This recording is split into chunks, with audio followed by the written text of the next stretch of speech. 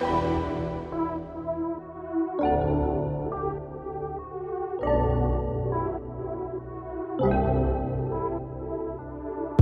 to Surviving the Black Church podcast, where we shed light and bring awareness to religious trauma and dismantle oppressive systems within the Black church.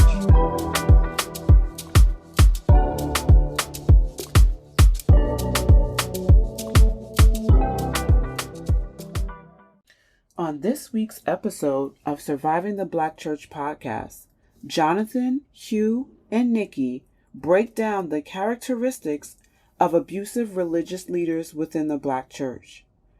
The crew not only discuss these characteristics, but also some of the things that attracted them to religious abusive leaders and their churches. Some of the topics included on this week's episode are the love bombing and discarding phase of connecting with such leaders, respectability and playing nice, learning to recognize these abusive leaders' patterns of behavior, becoming aware of our own vulnerabilities to such leaders, as well as tips on how to move forward after having such experiences.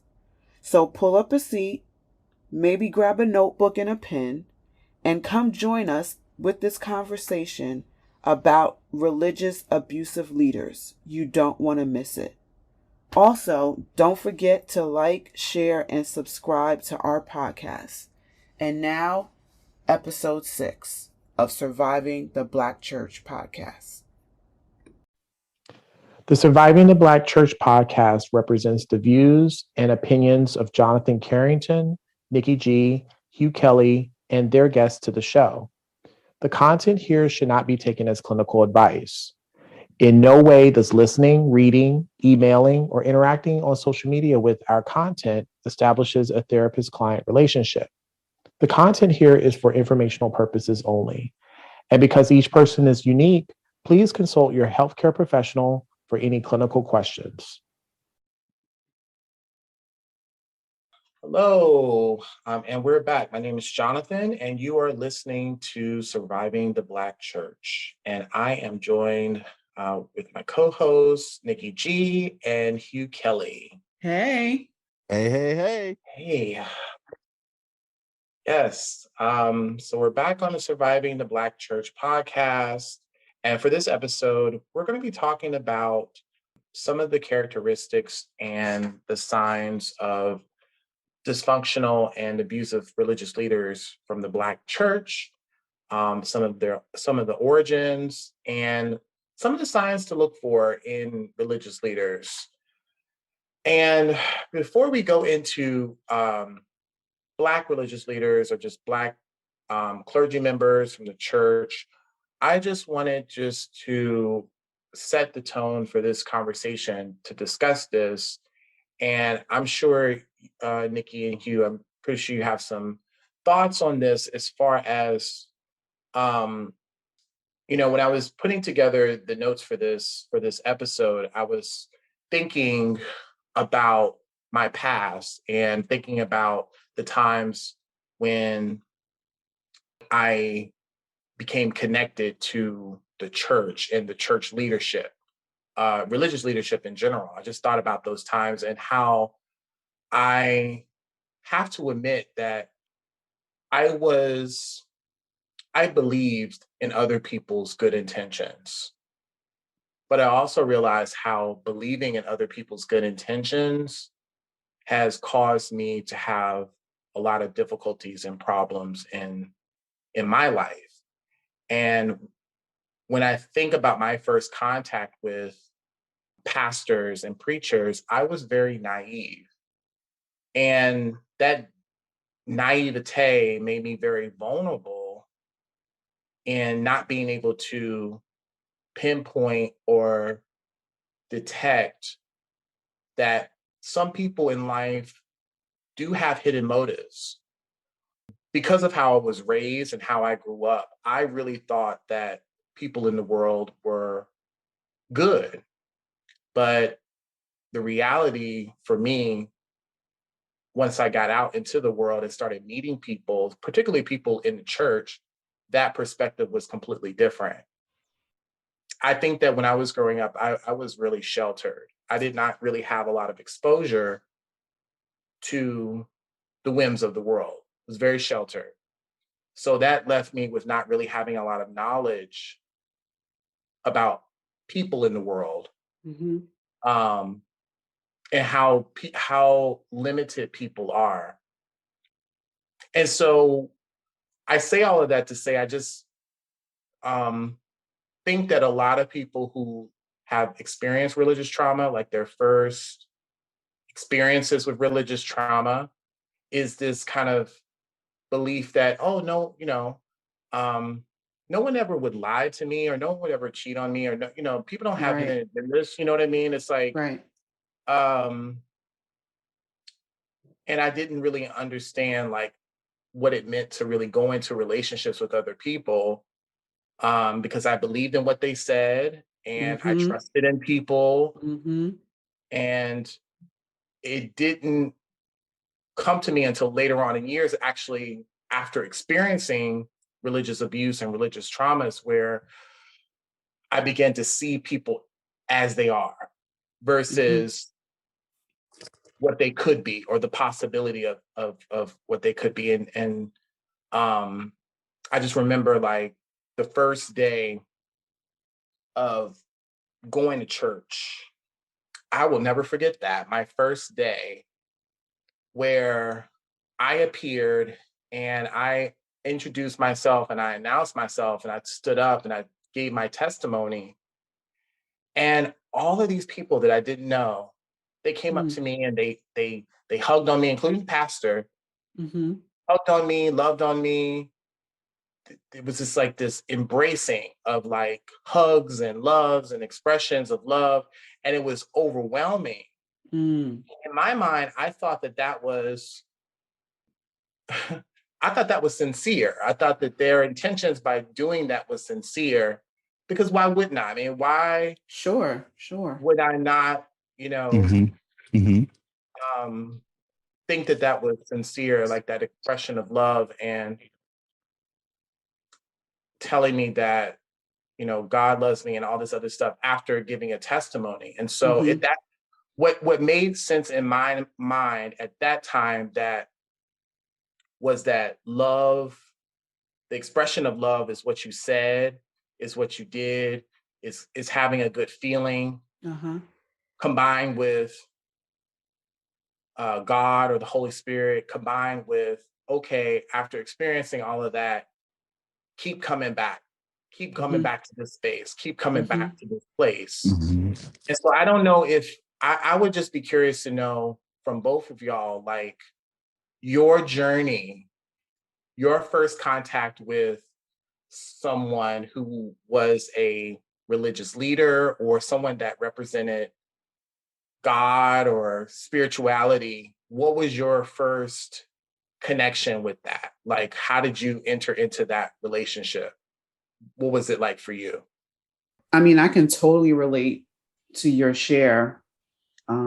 It's almost like liquid love was being poured out on you, and it's overwhelming and it just feels so good. And especially if someone comes from a dysfunctional family of origin, or things of that nature, there's this sense of, I was able to be open and real about who I am. Someone or some people accept me for who I am, and they're loving me as I'm being open and vulnerable.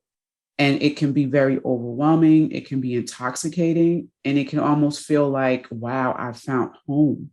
This is what I've been searching for so long. And, I had the same experience in multiple different churches, just the sisterhood, the brotherhood, people around my age bracket, older people, where it felt like, oh, I have a spiritual mom or spiritual father, someone who could guide me. Like all of those feelings, it just felt like what I thought home to be.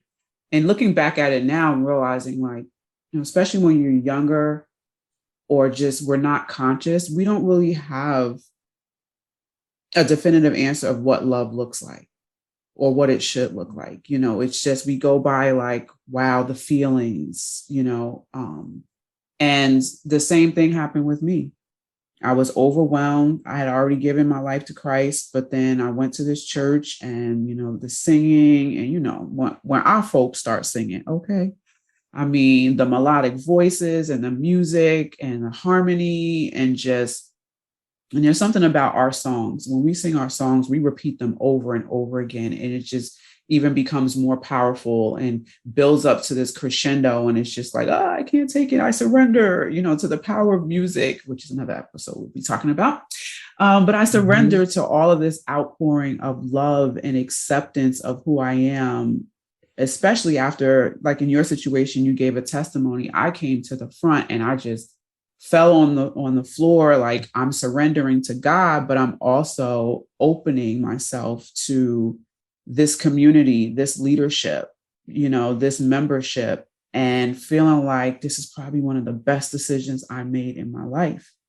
It's a very emotional process, very moving, and it does something to our psyche. That moment stamps um, some type of remembrance of, yes, this is it. I believe it starts a new neural pathway in our minds, and we're just like euphoric with it all.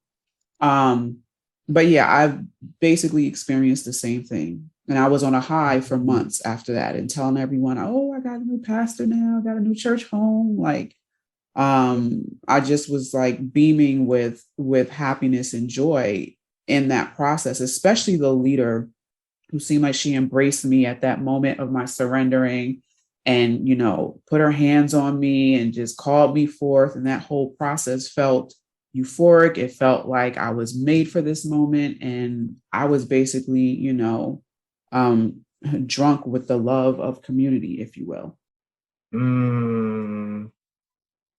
Drunk with the love of community.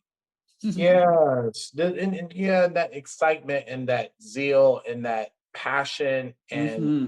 just that commitment, like, and yeah, to be in that space of just really feeling like you're in community with people that love you and care about who you are. Mm-hmm. You, what about you? Do you have any thoughts on this or any Yeah, yeah. I mean, for me, it was definitely a generational. I was born into it, so I didn't know anything different. Um, so for me, it was definitely. I think a lot of people grow up in the church and don't know another way, and immediately assume it's a kind of, it's a second family, and it's a part of the, I mean, I grew up with it it's supposed to be, it feels like a community, or supposed to be a community, and it's supposed to be, when you grow up in it, it's like you have a lot of different aunties and people, raising you in that pathway. So, it's funny, I went to a wedding about 2 weeks ago, and it was my god sister. She got married, and I've known her since the day she was, and we grew up, my parents met at this church, and so we grew up kind of together, and we used to play it. So it was the church very much represented that to me as like a community of people, and that's what I thought it was supposed to be. And so when it started to feel totally different, or like something, there's a kind of chasm that didn't feel like family, or or did actually, excuse me, it's the kind of the family that I was used to. And so I would say it gets this kind of perverse version of love, when it's kind of all, and yeah, I mean, I have a great relationship with a lot of people from the church, but I don't have, great relationships with a lot of people from the church. So it creates a lot of confusion. And I think a lot of people that were, I think it's most people, I would actually say, have some kind of religion forced onto them from, childhood. And so a lot of people feel like it's a kind of a community, and it's a second home, and it's a way of, having that connection to a sense of community, at least. So that's definitely what it was for me. Now when we get to love and what, like, and I mean, that's like, I think that's translates to confusion for me personally, because it didn't feel like love, and sometimes it felt like love and sometimes it didn't. And so that's how I would kind of sum up my experience on that. Yeah, I wanted to go there a little bit because that love and how just I think for me, like when I first started going to the churches, it was me going with pure intentions, with a pure heart. I mean, I wasn't aware that I didn't understand in any other way. And so when I would hear God loves everybody, I love you with the love of Christ, and I love you. I love you. That word was coming up very often, and it was something that I needed to hear. It was something that I needed, and it was doing something to me emotionally and spiritually. And the message of love was so strong coming from the leadership, and it became even stronger when there was behaviors or when there was things that went against the belief system.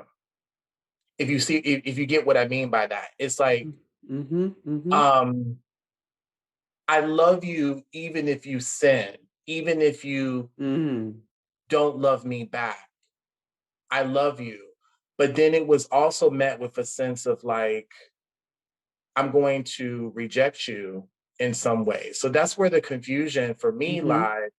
And people might be listening to this thinking like, oh, when I said I loved you, God loves you, I really meant that. There was no hidden agenda, there was no motive behind that expression of love. Please don't try to change or weaponize the love that I had or that I have for the people of God, or the love of God that God has for you. I hear that. I'm not trying to change or weaponize that. But what I want to show, and I want us to think about this a little bit more, about how oftentimes, that expression of love is not always the most loving thing to do. Mm-hmm. Mm-hmm. Because expression of love Mm-hmm. can be controlling, expressions of love can be abusive. And so in this episode, my hope was that we can explore and identify the signs when someone is experiencing abuse. Maybe a listener is experiencing it by their religious leaders.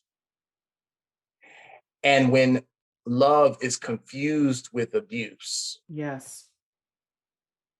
Yep. Yep. And how do we move away from the abuse so that we can keep that love that was always present within us?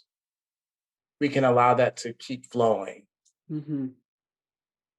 and to never allow that to stop, that, Mm-hmm. that flow of love, and to not allow it to Mhm. be corrupted by people who cannot love themselves, do not have the capacity to love themselves. Mm-hmm. They Mhm. latch on to people who have that love for themselves. They have Mm-hmm. that love.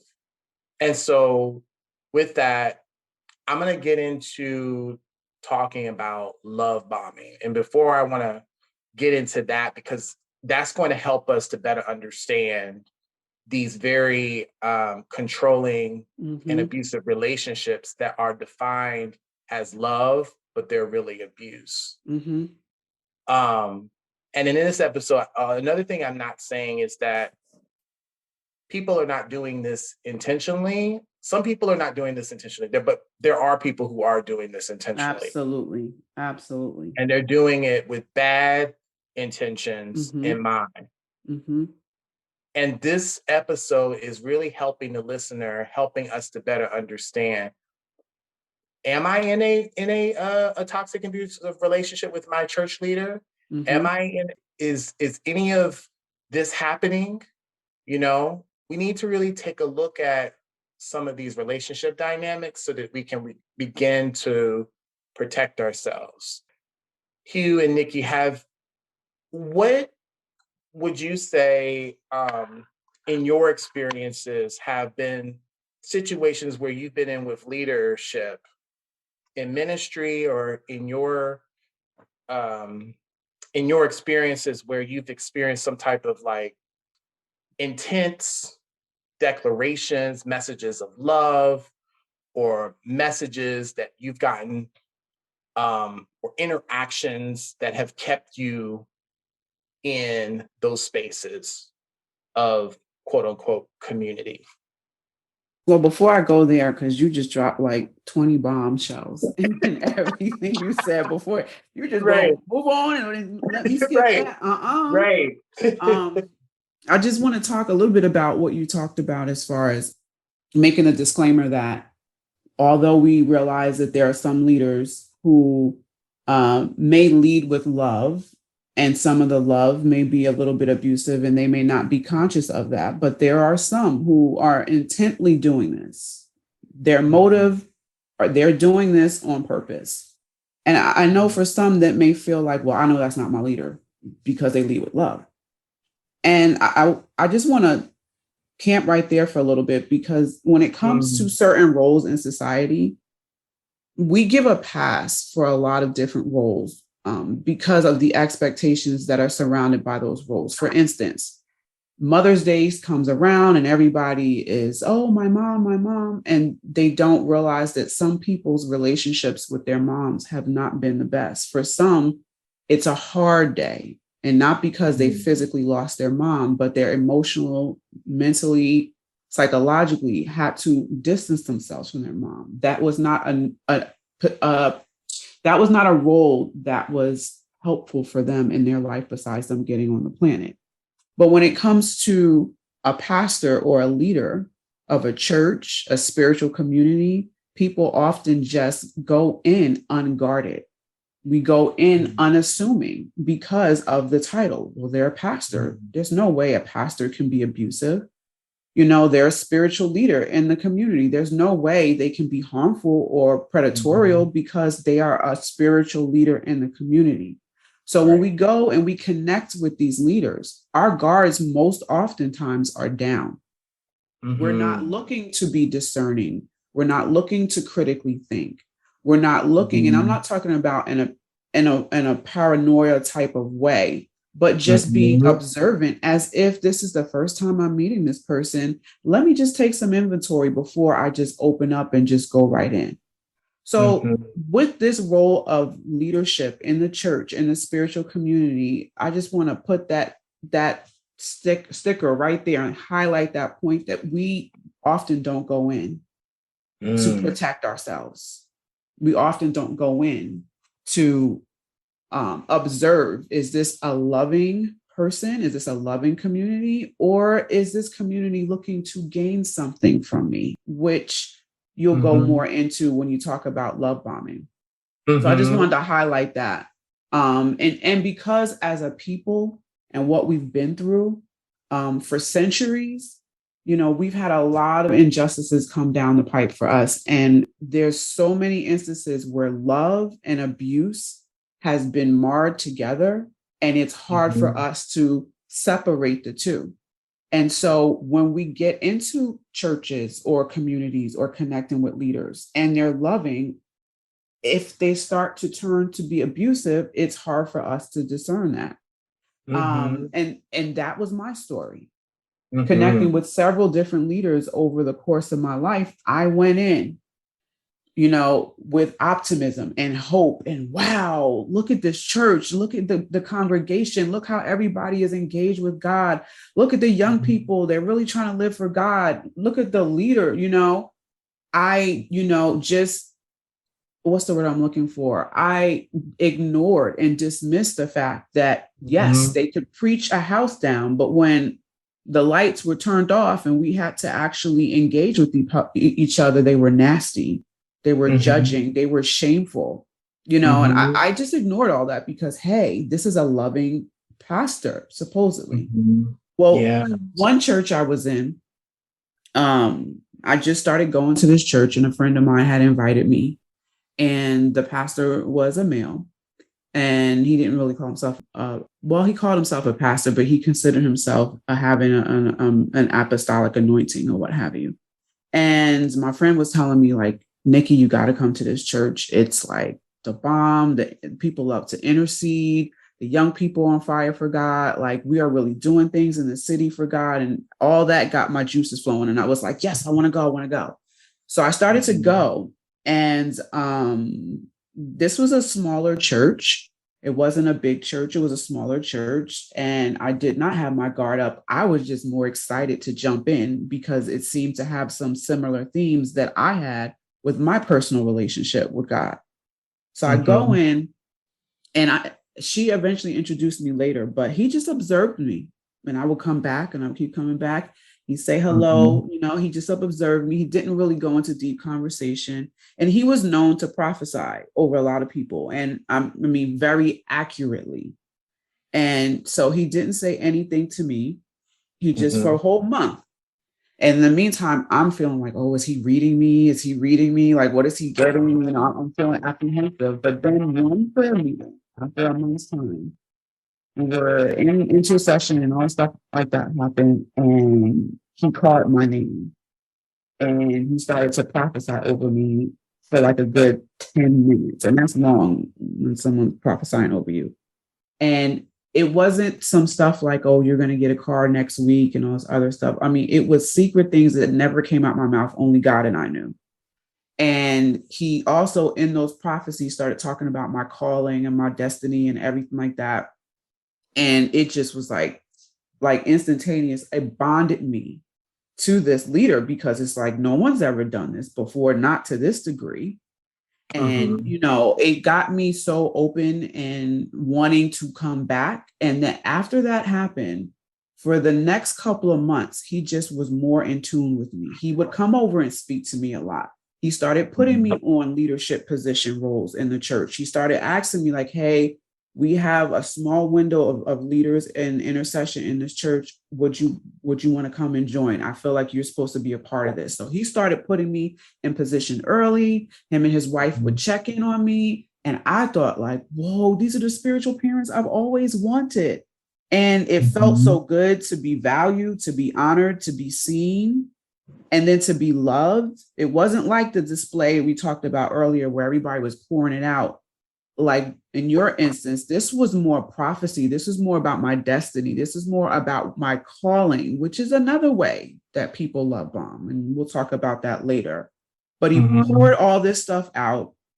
I bonded immediately. And as far as critically thinking, observing, is this a safe place? Observing, is this leadership safe? All of that went out the window. I dismissed that. There wasn't even anything to dismiss because after that event, you couldn't tell me that this wasn't a godly place. You couldn't tell me he wasn't a godly leader. I just got wrapped up in the euphoria, the feelings, and the familiarness of love and abuse. I was so familiar with, and I just opened up and I joined the congregation, and more of my story in other episodes, but I'll Mhm. pause right there. Mm-hmm. Yeah. And you talked about just having your walls down or your guards down. And you know, and it was, I mean, it's very similar to me. I didn't have any walls up. I was a bit defensive in the beginning, and I was a Uh-huh. bit cautious about going in, but it was so real. It Mm-hmm. appeared to be so real that I was convinced. Yeah. I didn't even like research. Mm-hmm. I didn't check to see Same if this here. was a credible Mm-hmm. Mm-hmm. person. I didn't do any reference checks, and I just went with it. And Mm-hmm. that's how much I kind of allowed myself to just go in with an open heart. And that's what they would tell you too, like, be open and be, open up to yourself and like, but at the same time, I realized that I did not assess my own vulnerabilities before I entered into that relationship with that leader, with that church, and I became a target. Yeah.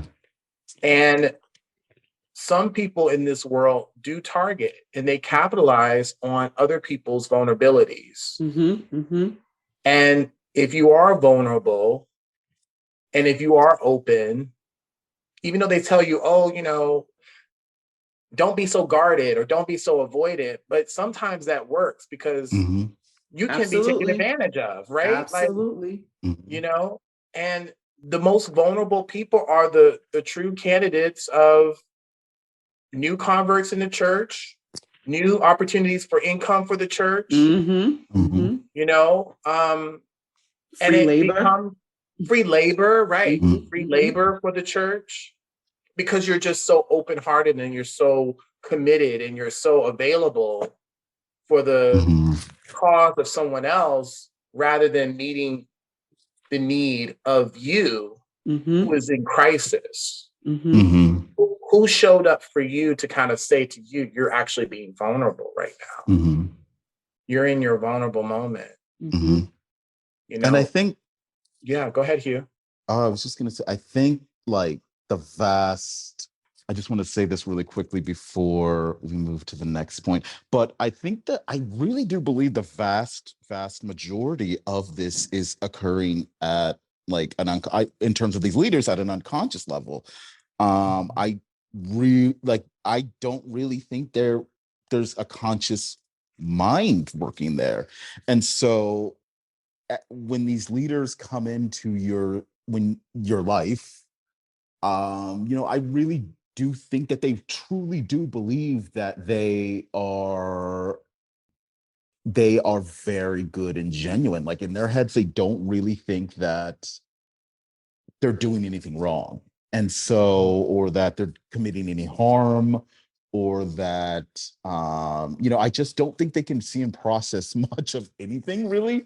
And so it like you said, it's a very predatory dynamic because it's just, I use the word projection a lot, but like it's really like this big huge projection of their own, what's the word, not even just insecurity, but like their own wounds and traumas that are not really, that are not yours, and they become yours when you're it becomes projected. So I just wanted to say that really quickly. I think it's a very unconscious, and that it's very calculated. Like in the moment it seems very calculated, but in their head it's like, what's for breakfast, honestly. Well, I want to push back on that just a tad, because while I do agree with you in that instance that for a lot of them it's unconscious, for some of them it's familiar. They saw their fathers or their uncles who were pastors, and that's how they led, so they lead the same way. Or they've been under toxic leaders as associate pastors, or armor bearers or what have you, and then they go and start their own work and they wind up doing the same thing that they were under.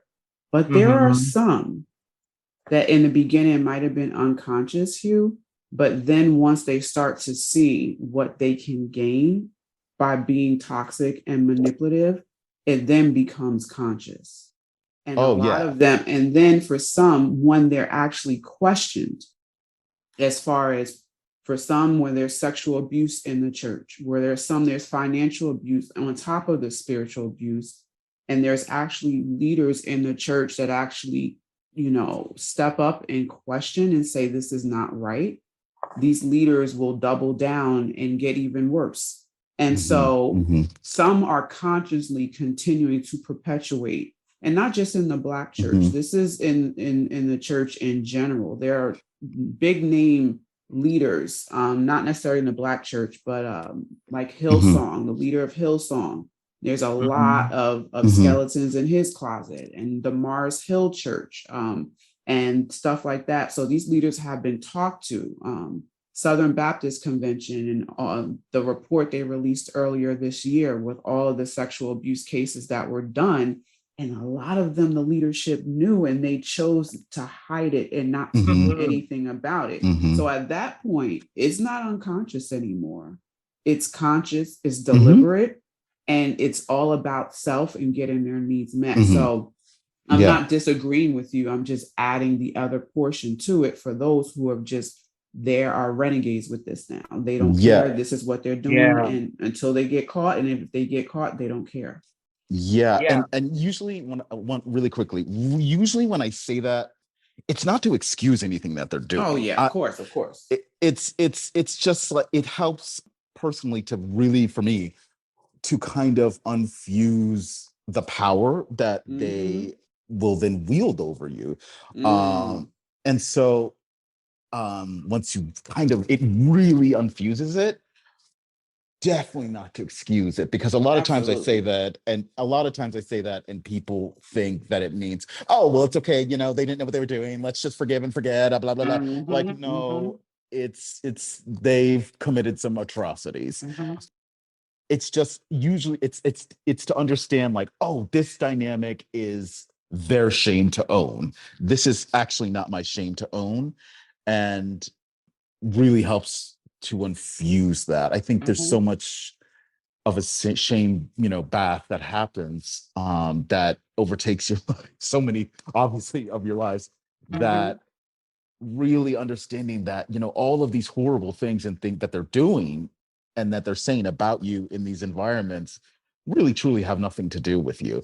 And so, yeah, it's obviously not to, a lot of times I'll say that and people really think it means to just like, Oh, no, no, no, ex- no, no. yeah, no, No. I wanted to I put know that you out didn't there. mean that.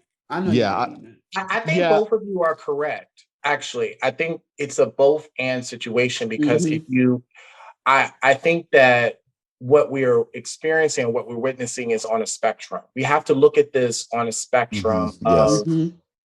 of behavior, of experiences. And so, yes, it is unconscious. And you have people who are unaware of what it is that they're doing.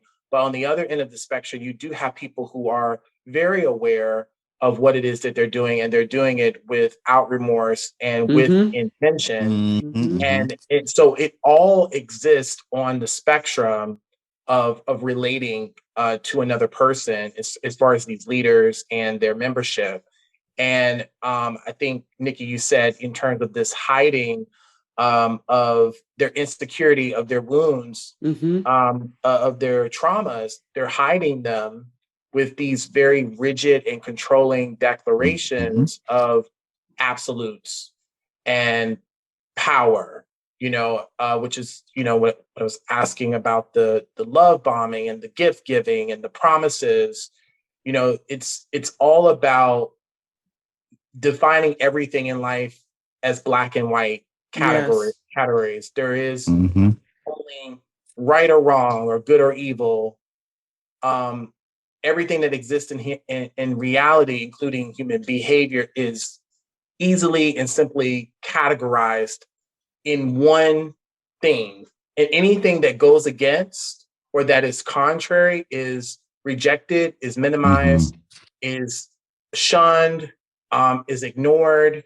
So there is this mask that's covering all these types of insecurities from the leadership, um, that we're seeing because of this need for power and control, um, that they're trying to get from other people.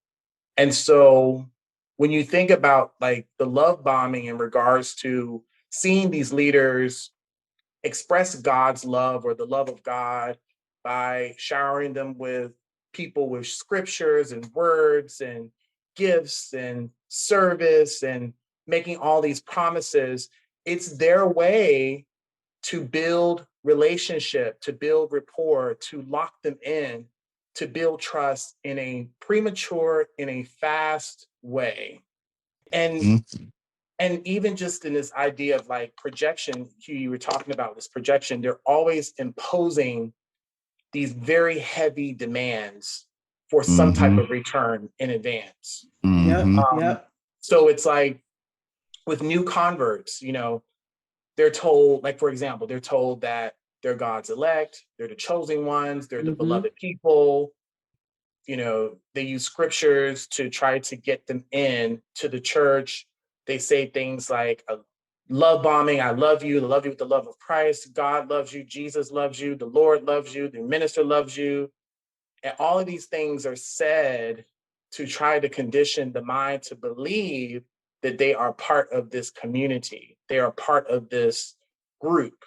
And anything that they can do, any promise that they can make to these members in order to gain some type of loyalty and obedience to that church, to that leadership, whether it be numbers of church attendance or membership, or I'm sorry, roles in the church in terms of priesthood power, blessings for tithing, an entry point into the highest glories of heaven. Is there, you know, doing certain types of things to try to get people to buy in, opportunity to see people in the afterlife, like all those things, those promises, those gifts are trying to get you to come closer and closer to them, even just with, you know, trying to assign the, you know, you're more anointed or you're more gifted than this person, you know,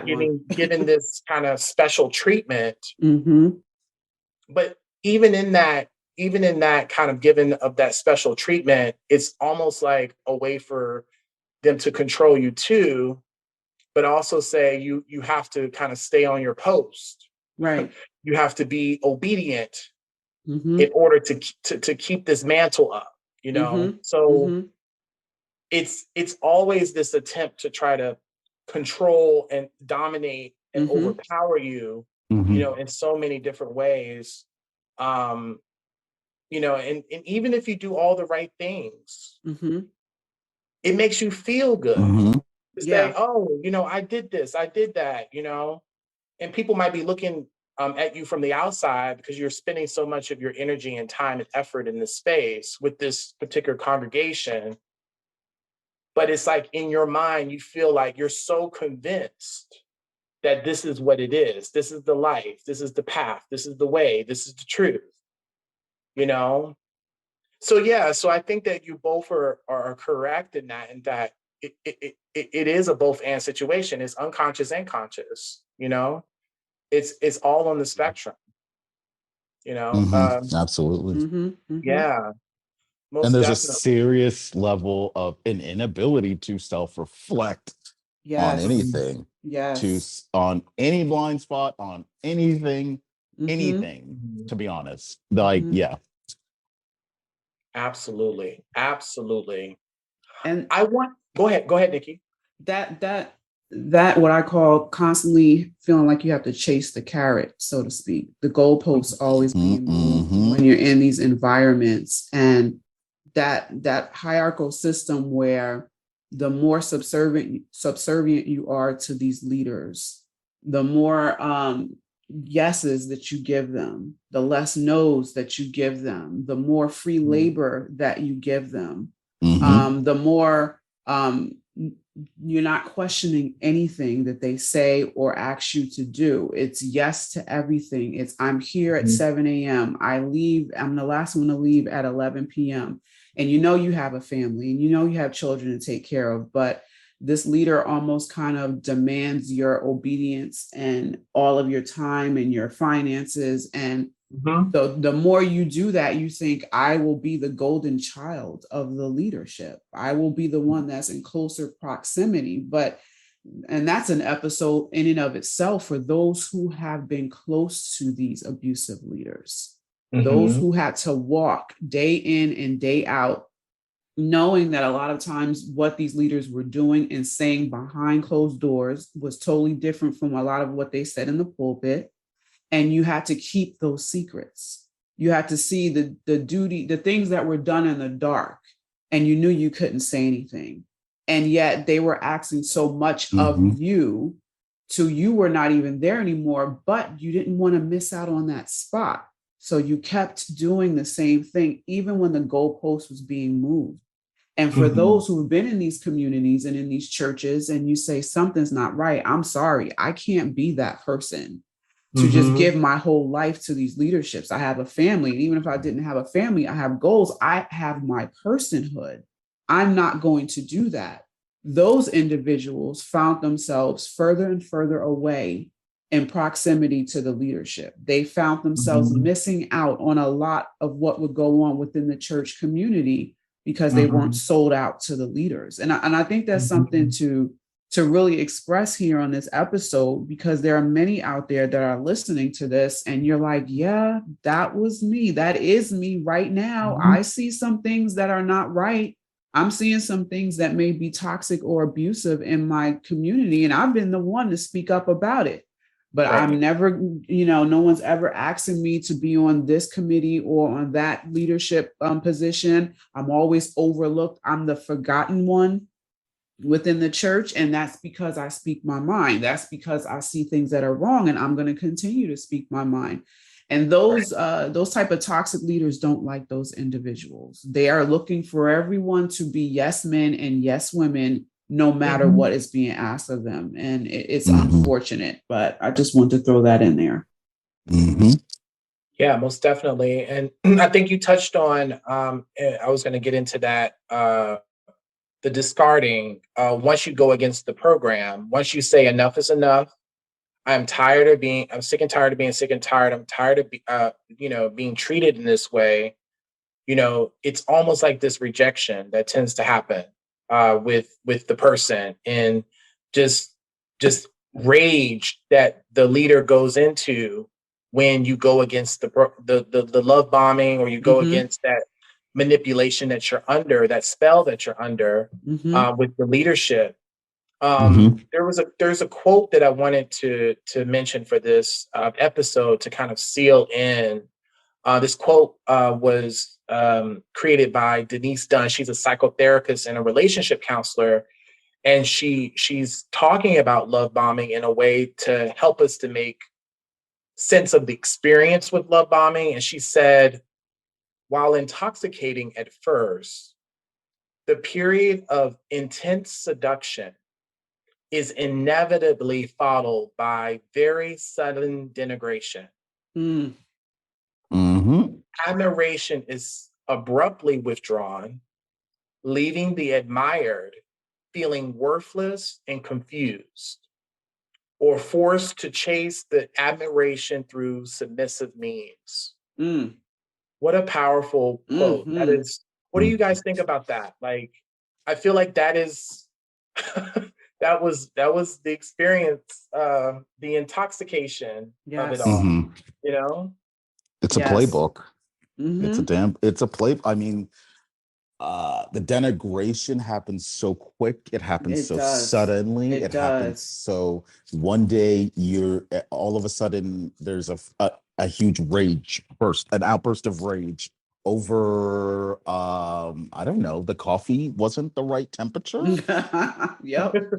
And you're like, wait, what? Wait, what the fuck just happened? What happened? And then and then maybe they leave, maybe they go somewhere, maybe they and then they start hoovering or something like that, or they come back, so it's a very sudden degrading, a complete degradation of you and your personhood, that leaves you feeling, like you just said, worthless. And so and it's a confusing experience. So yeah.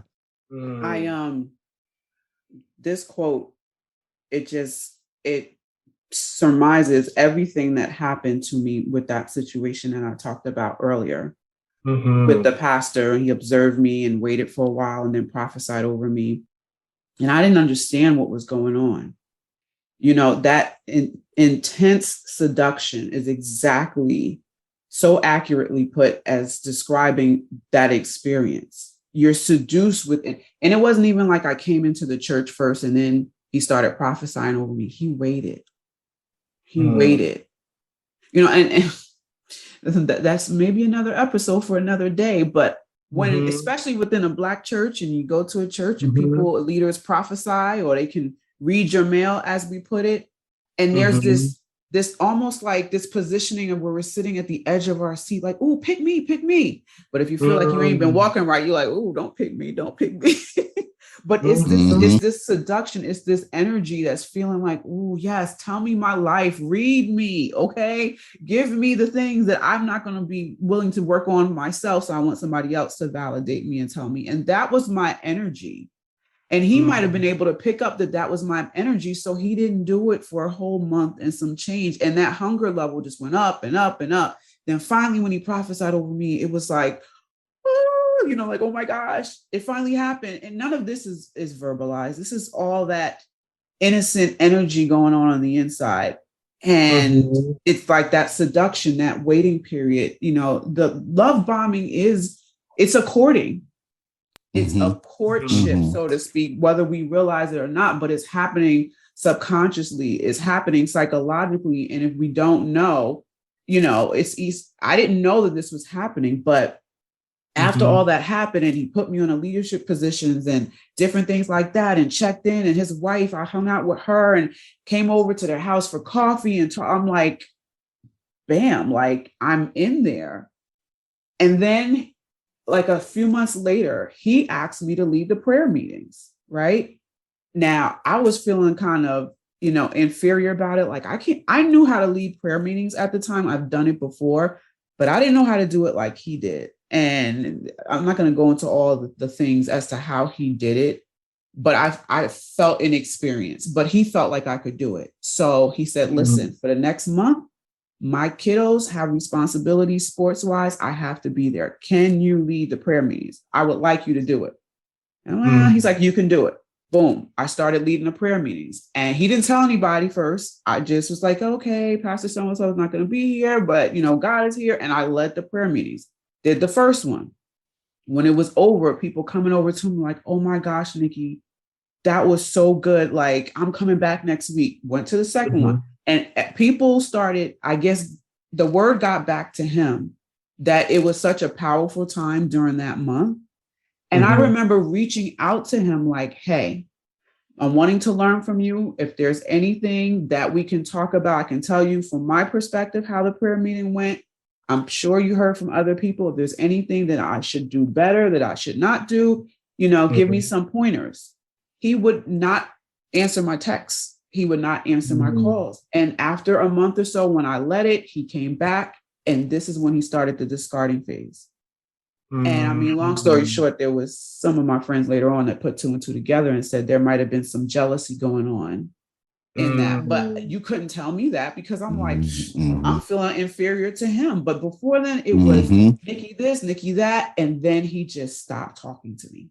He would pass by me, and it was a small church, so it's not like you cannot see people. He wouldn't say anything. He wouldn't reach out. And I'm scratching my head like, what did I do? I reached out to his wife. If there's anything I've done, let me know. I want to apologize. And she ignored me for a little bit.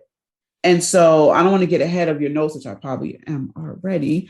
But that love bombing, that intense seduction followed by sudden degradation. And like you said, Hugh, it happens quickly. The admiration is abruptly withdrawn. He withdrew love, attention, and he knew it was messing with me. He knew psychologically it was messing with me. So now when I started to go to church, I'm feeling shameful. I'm feeling like dirty. I'm feeling like I did something wrong. So I can't even enjoy service now. I'm sitting here scratching at my identity and pulling at myself, just thinking I was the most horrible person in the world. And he sat there and saw it all. He knew I was doing that to myself, and he didn't say anything. I didn't speak to him like one-on-one till about 7 months later. And I lived right down the street from him and his family at the time. That's a whole nother story. But I Mhm. understand that love bombing process it can really, really mess with you, especially when you don't know what's going on. You think it's you, but it's not you, it's them. Hmm. Yes. Yeah. I want to take a little bit of that story and bring it into a conversation around the niceness. Hugh, I wanted your help on this Hmm. as well because even in that example, Nikki, you were saying like how you were at this kind of high place with him, and then because of the silent treatment, you were brought back to this low place.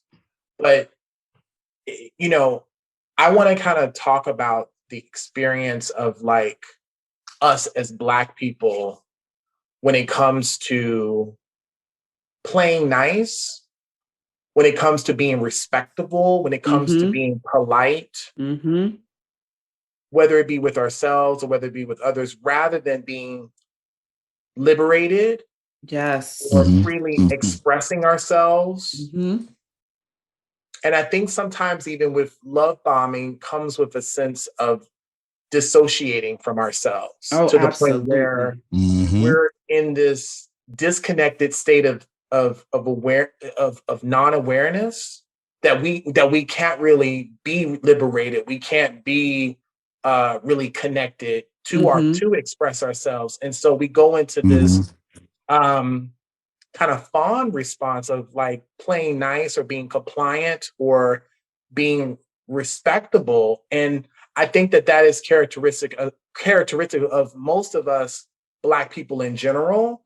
But when you talk about church or religion, that is a space where we are foregoing our personal autonomy, our sense of agency within ourselves, our sense of connection with ourselves. Mm-hmm. And I want us Mm-hmm. to really kind of Hmm. segue into talking about that a little bit of just respectability, playing nice, being polite, being compliant. Do you all have any thoughts on that? Oh my God. Yeah, I think it's one of the things that traps you in this dynamic is the just an enormous levels of guilt and shame of having to always be a perfect Mm-hmm. human being, whatever, whatever perfection doesn't even exist. I kind of reject that notion, but you get wrapped up into this idea that you have to be this saint because you are getting told nonstop lies about niceness. You are getting guilted into this dynamic. You are having guilt trips laid on you every moment of every day. You are told to never be angry. You don't have anything to be angry about. You are cut off from your ability to process your normal rage, your normal healthy rage that lives inside of you, that serves a function, that serves as a means to protect you when you need to be protected. And so you were just cut off from your ability to feel and process things that are not like you were cut off from negative feelings. I remember, and this is all aspects of society. It's really a white supremacist trope that started out of that, of always. I remember I went into a psychotherapist office. I had a really like a very bad friendship. It was with a narcissistic, very psychopathic type of friend. The entire friend friendship in quotes, I never really, I would kind of suppress kind of like things about what was happening to me. I would suppress feeling negative about it. So like it would come into my head and I'd be like, oh my God, that's not a good thought. Don't think that. Don't think that. That's not real.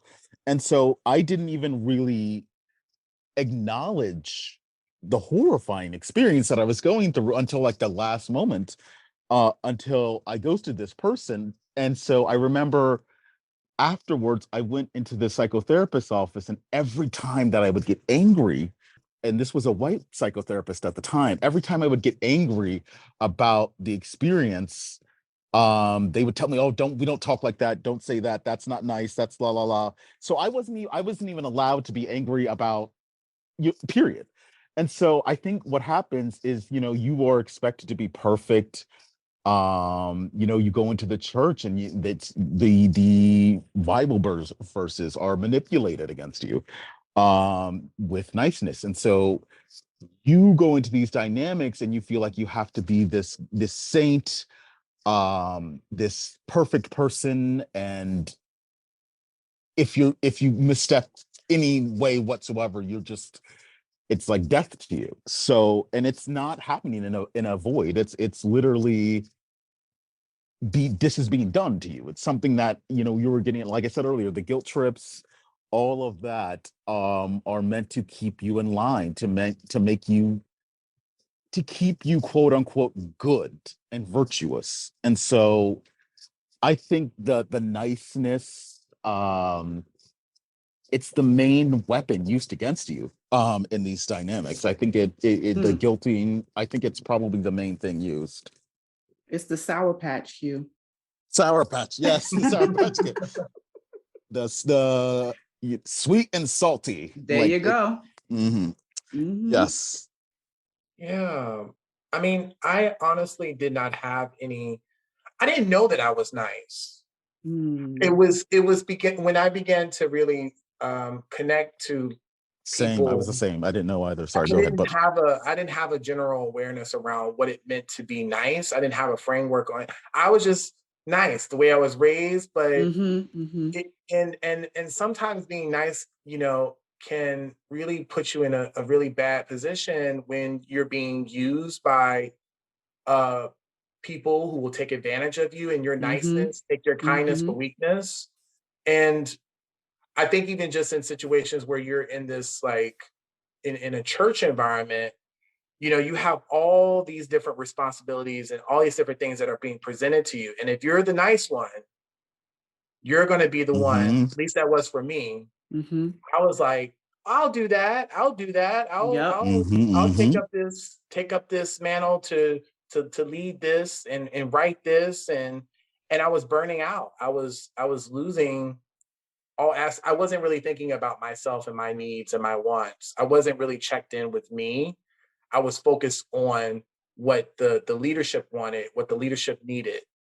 And that was my focus. And so in that moment, I abandoned myself. I neglected myself. I didn't really, and that's what it is. It's just like when you think about nice, what is nice and who gets to decide what is nice, and why do we care so much about being nice and polite and compliant? Why do we care more about that than we care about our own freedom and our liberation and our healing? While terrible things are happening to us. It's incredible. Exactly. But sometimes that being nice, and I'm right there with you, Hugh and Jonathon, as far as not being aware of it until years ago, and just like, whoa. And we can go even deep into, not being aware of our niceness, where it can go, until I was confronted, in therapy about my niceness having the potential to control someone else. But we're not going to go down that street today. Okay. But the niceness, a lot of times, obviously, is a coping mechanism, and we're really trying to protect ourselves. Even with that control aspect, I don't think that's the intention. The intention is, I want to remain safe. I don't want someone to judge me, to hurt me, to misunderstand me, to misconstrue me. I want them to see me how I am. And if that means I got to put a little extra cinnamon on the coffee cake to make it more digestible for them, and we start taking that and dealing with that as us as a people. I remember reading this years ago. I forgot who, it was like some challenge that I saw on Twitter years ago, and I don't remember the name of it, but this Black woman was encouraging people like, hey, why don't you try this out for like a day or so? Don't open the door for anybody that's white. Don't open the door for you. No, just try it, right? And she's like, we're not trying to be mean. She said, this is an experiment for you, right? And man, I did it for a couple of days, and I was amazed at how trained I was, right? To go out of my way and bags and all to run and scurry and open that door because I don't want them to think I'm fill in the blank. The bad one. Right. Yes. And how we, conform, and like you said, the respectability politics and being nice and all these things that we do to protect ourselves, right? But what does that look like within the church arena? These abusive leaders know this. They know. Usually it's the nice ones they gravitate to, I think, first, because they like, oh, they have that propensity to do thus and so and thus and so. It's the empath. It's the empathic person. It's the highly sensitive person that they kind of attract to because they know that they can get what they need to get out of them. But then I think about niceness, and I think about that intergenerationally. This was learned for me. I watched my parents be the nice ones, even to their physical detriment. And they're still operating in that today. And, niceness and boundaries, that's almost the same, same coin, different sides. If you are so overly nice and not aware of our niceness, then boundaries are hard to establish with any type of predatory, abusive type of person. But I learned that. I watched my parents be nice to every person, especially within the church. And they came back home weary. They came back home resentful. They came back fearful. They don't want people to think this and that. And I learned, it was a learned behavior for me as well as a coping mechanism. So now I believe being nice has a power, but I have to always check in with myself and say, Nikki, why are you doing this? Nikki, why are you saying what you're saying? Because it can be so routine for some of us that we don't even get a chance to assess our motive as to why we're doing what we do. And when we are in the presence of these abusive leaders, especially when we start to see them abuse, maybe not us initially, but others, we start to see that wolf, in sheep's clothing start to creep out of the costume. Now we are definitely in protective and I have to remain safe mode. So if I can calm the beast, if I can do everything that the beast wants or the leader wants, I'm not calling leaders beasts, but you know what I mean? That wolf, if I can calm that wolf down, even to my own detriment and to my own needs and to my own uncomfortability, then I will do that to protect myself versus possibly leaving the abusive environment altogether. So niceness is not wrong. It's why are we being nice? And who taught us that this is what we need to do to remain safe? So I'll leave that there. And you know what? Go ahead. Oh, good. I was just going to say, I don't think you can really, you spoke of setting a boundary. Like, I don't think you can do that. That's in any nice way with somebody that's abusive. So like ghosting is not something that is considered mature and nice. But it's necessary. If let's say an abusive leader has like their hands, or I hate to get really, but this happens. Like, let's say you're in an abusive relationship and they have their hands around your throat. What, you can't nice your way out of that.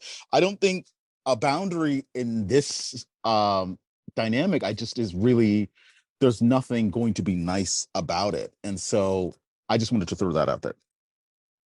Yeah, and I think that there's a difference between nice and being kind. Those are two different experiences. Because niceness is coming from a place of okay, I need to seek some type of approval, or I need to seek some type of I need to get approval from someone else in order to be accepted or to be seen or be validated or something like that. That's niceness. Kindness is more so much about respect. I will be kind to you, but that doesn't mean that you will, violate my boundaries. I will articulate and verbalize my boundaries with you, but I'm going to be kind about it in doing so because I'm compassionate with myself. I'm kind with myself enough to tell you, okay, this is where it draws the line. This is where the abuse ends. It ends with me. And I think even just with the niceness, I think that when you are dealing with someone that is love bombing, they always know that there is a high probability that you would change your mind and go back to the niceness, even after you decide to say, enough is enough. I'm sick and tired of this. And you draw the line. There is this high probability that you will come back to that place where you will be allowed to be abused, and that you go back into this sense of vulnerability, which is why, what you were saying, Nikki, is as far as like, why am I being nice? Really exploring that niceness is a way to deal with the love bombing.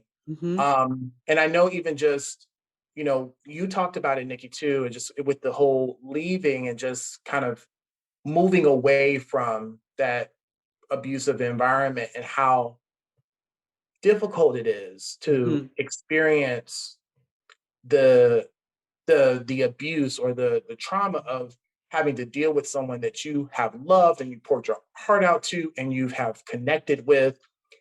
And because you made a decision to, say your piece, stand up for yourself, it wasn't met with a sense of reciprocity. And Right. that's kind of where that whole like withdrawal and discarding comes from, is that with a lot of people who either want to leave the church, or disconnect, or any of that, it's almost like you are not being validated for who you are. You're not being, like, when you begin to show yourself and your truth, that part of you is denied and ignored. And I think about, we're going to do an episode. I hope we do an episode on just the conversation around the LGBT movement, Yes. LGBT population, and how much rejection that they experience from the church because they go against the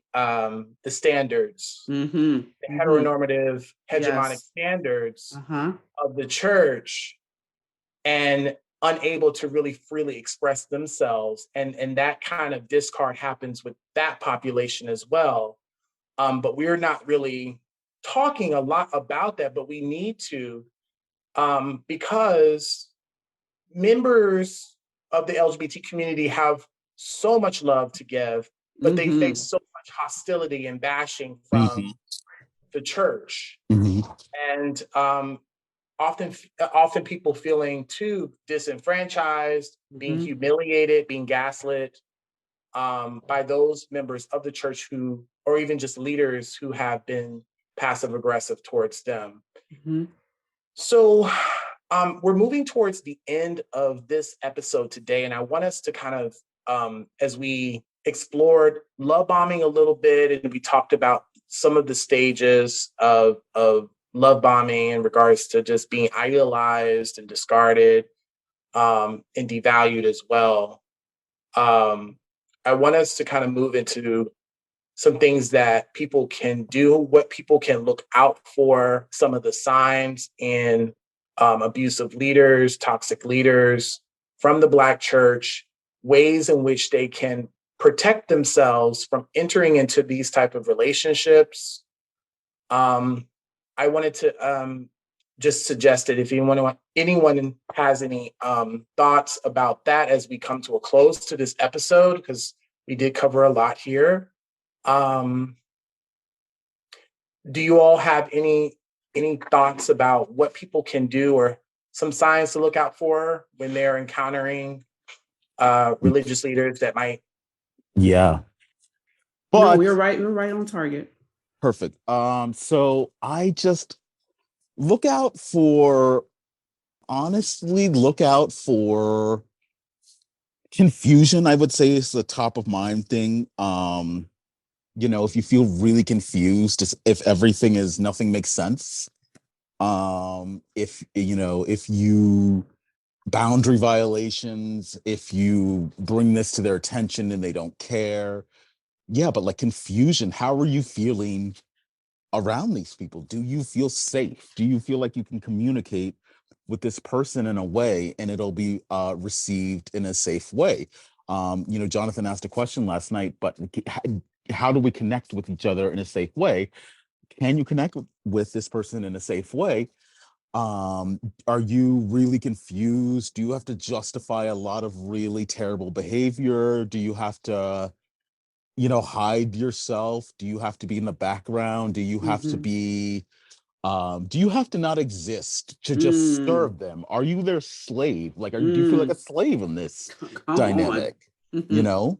So if you feel like a slave in this dynamic, if you always take note of how you're feeling in this dynamic, because it's so Yes. easy and quick and fast to get zapped out of body. That's the entire point, is for you to be consumed and eaten alive, until there's nothing left. So do you feel like you are not present in your body? So always look out for how you feel in the situation first and foremost.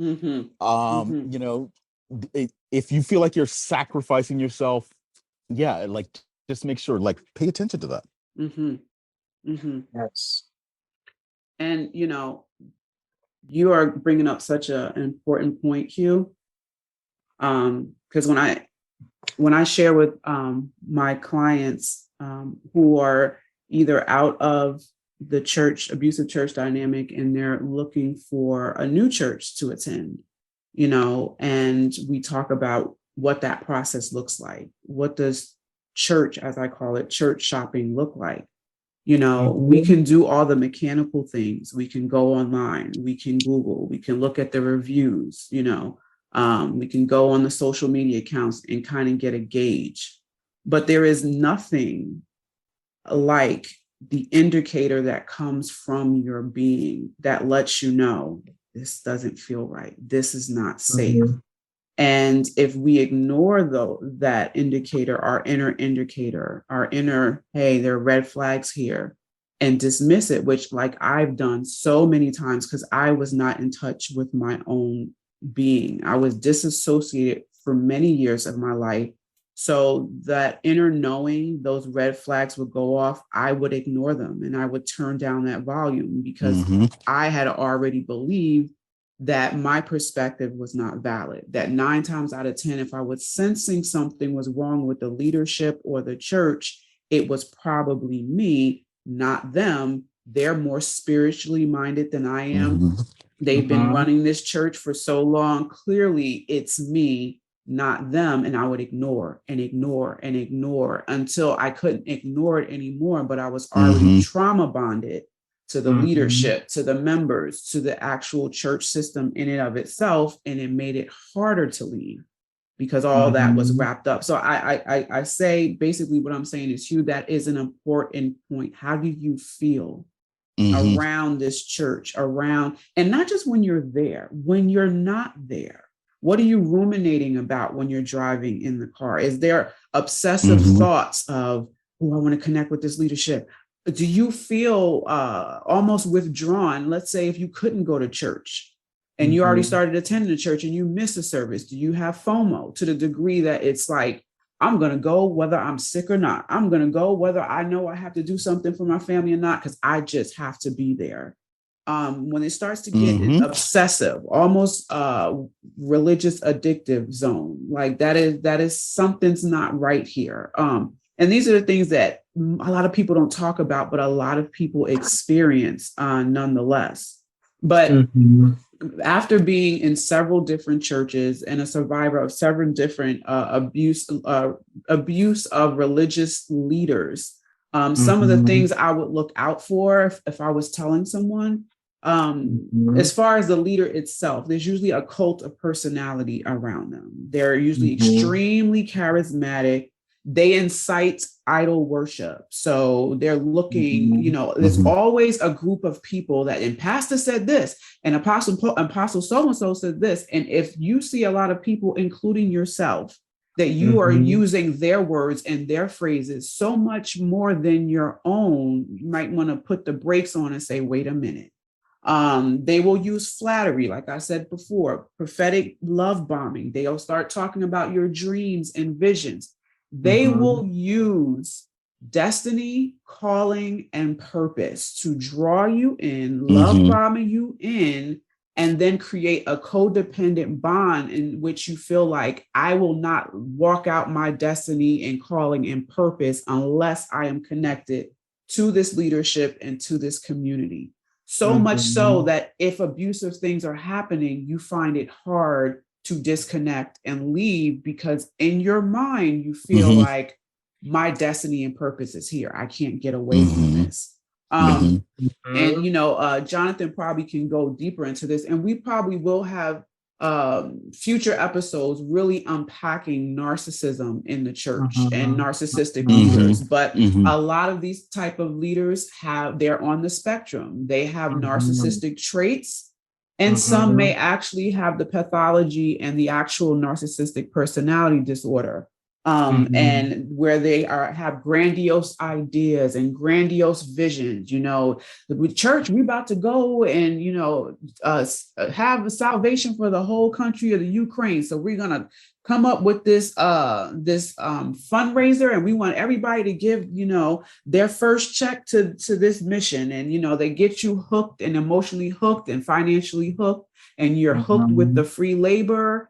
And next thing you know, everything is about that leader's vision and how they can fulfill their vision that God put on their lives. And next thing you know, like Hugh said earlier, you're being erased. You don't even know who you are. You're not in your body. They will use scriptures and twist them and pervert them to get you to fulfill their unmet needs, perhaps from childhood, or their visions and their dreams. They will use scripture to get you, to coerce you into going against your brother and sister within the community. They will create division in between those who are in the pews. And we talked about that earlier, where now you feel like you have to rat out so-and-so, so the leaders can look at you and be happy that you did that and maybe promote you to some type of position or have you now closer into proximity to these leaders because you did that. They will use music and worship times to manipulate your emotions and cause your right brain to be more active, your heart more open. And in the process is suspending your ability to critically think and to reason and to discern. They will encourage you oftentimes to put the ministry and the leadership first before yourself, before your partner, before your family members. And if you buck against the system with that, then you will be deemed unfit to be a part of the work that's before you. They will misuse finances. They will use scriptures on tithing and all of these things to cause you to feel fearful and shameful for not giving more. And in a lot of Black churches, there is pastor anniversary fundraisers for that. And there's the first lady's, her spiritual anniversary. So you got to take up a tithe and an offering. You got to take up an offering for that. In some Black churches, there are 3 or 4 offering times within a 3-hour span. And so when you see some of these things, when you see the environment, not just from the leadership, but from the people, is filled with competition and discord and jealousy and gossip, you start to see something is not right here. There's so many more signs, but I just want to give some meat to this conversation and add to this conversation that, look out for that. Look out for the relationship they try to build between you and themselves. When they start to get invasive in the beginning, when you feel like, I can just tell them anything, and you tell them about your past. And then they use that past against you when they want you to do something and they want to manipulate you. These things are going on. This is no longer love, like Jonathon was saying in the beginning. We are now moved into using loving language to abuse, manipulate, and to keep you within that leadership, that community where you feel like you cannot get out. This is abuse. Yeah. This is not, I just have to surrender to the Lord some more and I'll be all right in this environment. oh, I just have to pick up my cross and follow Christ and I will be all right in this environment. Well, I can't really say anything about the leadership because that's God's anointed and I'm supposed to do his prophets no harm. I can't really even go there, Nikki, Jonathan, and Hugh, because I'm supposed to submit to my leaders because they have watch over me. These type of leaders will use those scriptures and more that I just said, and they will use those to make you feel like God is saying, stay in the abusive environment. And we are here to tell you, as survivors of this type of abuse, abuse is abuse. Yeah. And loving yourself enough to walk away from these things. And we know it's hard. The whole process is hard.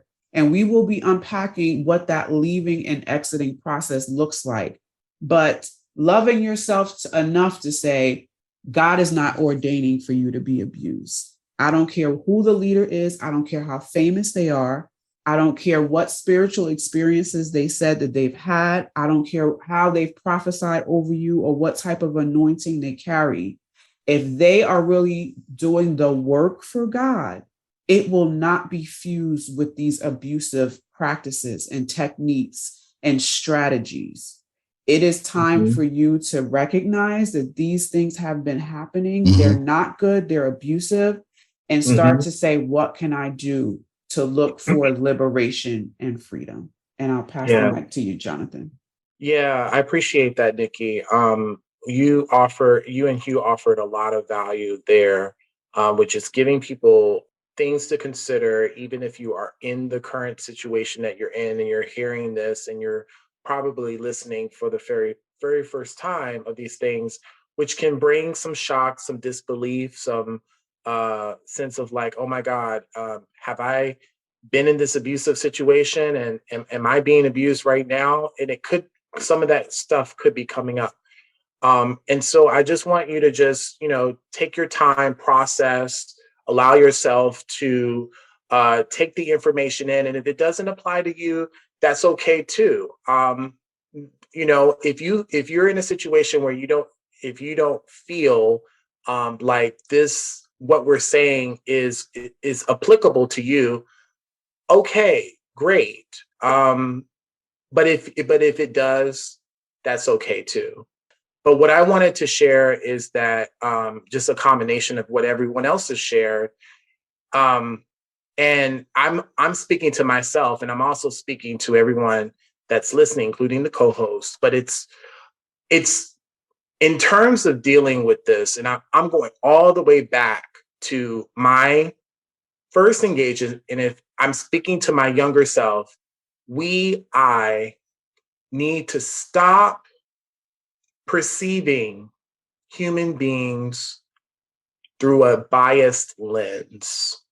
A lens of this or that, a lens of saint or sinner, a lens of good or evil, a lens of black or white, a lens of that carries these very dichotomous terms where it presents ideas or ideologies such as respectability politics or niceness culture. We as Black people. Psychotic terms as well. Would you say psychotic as well? I think it's psychotic to split like that. I think it is splitting.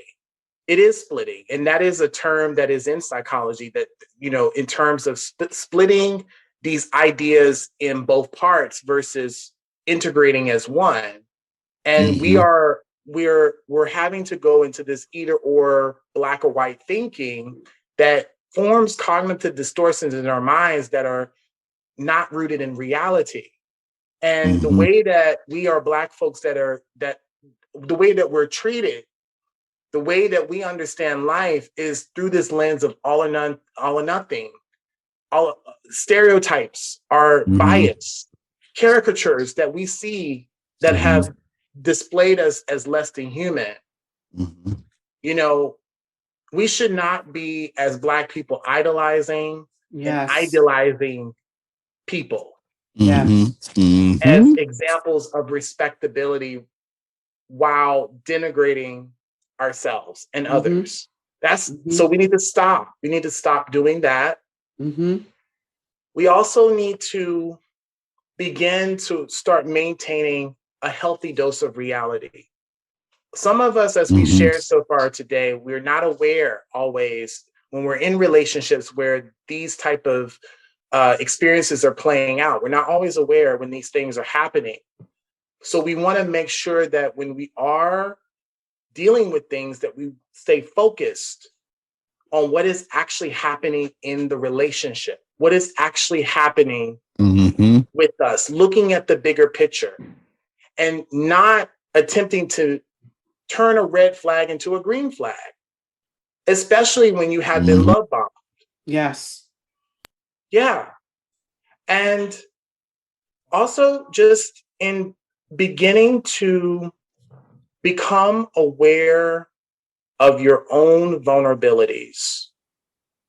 When people are seeking out these churches, when people are seeking out these leaders in these churches, there is a lack of awareness of our own vulnerabilities. We have to get to know ourselves, because when we begin to look at our history, when we begin to look at our childhood, the way that we were raised by our families, the environments that we were in, we may begin to unravel the truth of maybe we had parental authority figures who were not emotionally there for us, or that were emotionally abusive and neglectful. Or we learn how to love and feel loved by receiving gifts or receiving these strong declarations of love. And we begin to notice, as we become aware of our vulnerabilities, some of the patterns that are showing up to say, oh, well, this is how I was raised. This is how my parents treated me. So I wanted to replicate the same patterns with the pastor or with the preacher. And there's no judgment here, but it's helping you to become aware of the vulnerabilities that you're exposing yourself to that would increase your likelihood of becoming more engaged with abusive and toxic behaviors that are coming from people that really are unhealed. And it would also help you to, once you become more aware of your vulnerabilities, to proceed with caution and to really take that time to heal yourself so that you can begin to build relationships with other people in a healthy way. Okay. And also, it's also important to recognize the patterns of behavior for those who are on the spectrum of narcissistic personality disorder. As Nikki mentioned, and Hugh as well, it's a both and. There are many people who are on the spectrum of personality disorder, and they are diagnosed as that, and they are undiagnosed as that, and they're untreated and treated for that. And as we discussed above, some of the traits and features and experiences that we have outlined and we've talked about are coming from a place of a lack of empathy, of an excessive need for attention, of a misuse and abuse of power and control, a lacking of self-control, a dysregulation of one's impulsivity, a difficulty in communication and establishing relationships with others. All of these type of patterns of behavior comes from the spectrum of narcissistic personality disorder. So it's important for us to become more educated and more informed of what it is that we are experiencing when we're dealing with people who are love bombing and who are engaging in some of these type of abusive practices, just to prevent ourselves from going further in them. Also, in just regards to just how important it is to start flagging when people are projecting excessive love and attention and gift giving too early in the relationship. When we begin to see signs of that in the beginning, that should be a red flag for us. If someone shows you who they are, believe them the first time. Remember that if it seems too good to be true, then it probably is. It probably is. Absolutely. And lastly, I think it's going to be important as we do episodes on these type of traits and these type of experiences is to start journaling and start making lists of what you believe or think a healthy relationship is and what it really does look like. And the properties of a healthy relationship include listening, empathy, unconditional positive regard, gentleness, compassion, respect. Those are some of the basic elements of a healthy relationship. And those are important values in a relationship, in any relationship that you form. And it's something that doesn't exist in relationships with people who are on that spectrum of a personality disorder, such as narcissistic personality disorder or even antisocial personality disorder. They don't have the capacity or the capability to offer that in a relationship. But oftentimes, if we are not aware, if we don't have this sense of insight and awareness to how we're engaging in relationships, we can become blinded and enter into those relationships where we're with people who are narcissistic and who are, experiencing sociopathy, and we can get abused and treated, unfairly. So I will leave you with those, and I'm sure that there will be many more tips and resources and offerings that we can provide in future episodes. So we're going to come to a close. And Hugh and Nikki, do you have any closing remarks before we end this episode today? I have one more thing to add, and I don't know, guys, we may have to talk about this later because I think this is a whole other conversation, but I want to throw in there, I just thought about this. Connecting with different leaders online can be just as abusive as when you are in present with these leaders. I got involved into some wrong religious communities online. And I know it's a big thing that is going on right now. And even during the pandemic, when people were quarantined, people were hungry for connection and community. Just as we name some predatory things that these abusive leaders do, most of it is in person, but some of these traits are exhibited online as you connect with leadership. So like Jonathon just said, as we unpack a lot of this, as you listen to some of this, you might have to rewind and write some things down, journal and keep a note for yourself to start to really look in the water, so to speak, at some of these things. Don't forget to add the online leaderships and religious communities online, because they have just as big of an impact emotionally to love bomb you, and you send your finances and things of that nature in, and it can just be just as abusive. So I just wanted to throw that out, and to just, a lot of the content we give, it may feel complex for some or heavy for others, but that's because religious trauma, religious abuse, spiritual abuse, it is a heavy offense, and it touches every part of our being when you've experienced this. And so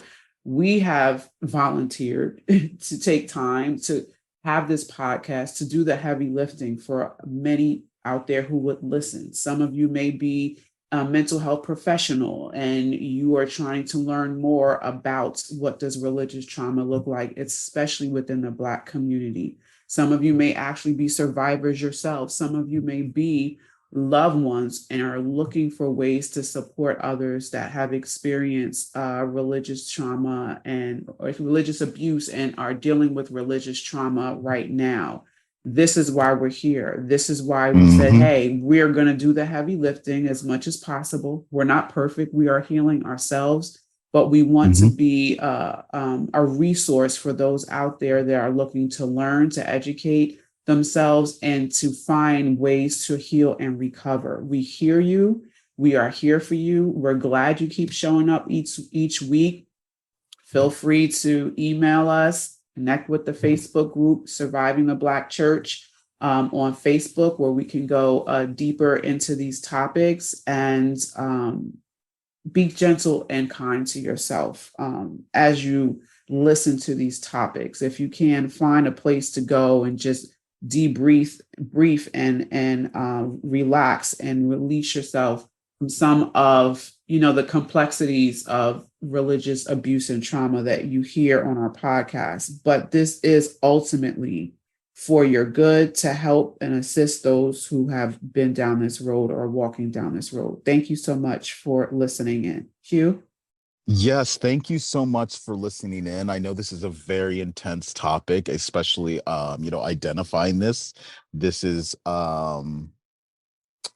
it can arouse a lot of feelings about, it can arouse denial, it can arouse a lot of different things. It can arouse, just not wanting to be present, such an awful experience. But thank you for being a part of this, and we are here to gently ease you into your own healing journey. And so thank you. Awesome. Well, I wanted to thank everyone that was listening today to our episode on Black religious leaders. And I also wanted to thank you, Hill Kelly, and Nikki G for participating and providing resources. Please feel free we do have a Facebook community called Surviving the Black Church. Feel free to search for that. And that is also a space where, people are connecting in community to talk about their experiences with the Black church. And look forward to producing other episodes with you all. And yeah, thank you so much for tuning in.